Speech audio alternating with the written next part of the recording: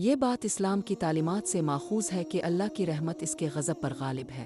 یہ حدیث قدسی میں بھی بیان کی گئی ہے۔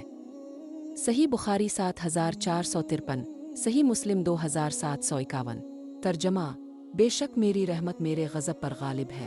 یہ ہمیں امید دلاتا ہے کہ اگر بندہ گناہ بھی کر بیٹھے مگر اخلاص کے ساتھ اللہ کی طرف رجوع کر لے، توبہ کرے اور نیکی کی راہ اپنائے تو اللہ کی رحمت اسے معاف کر سکتی ہے۔ یہی وجہ ہے کہ قرآن مجید میں بھی بار بار اللہ کی مغفرت اور رحمت کو نمایاں کیا گیا ہے۔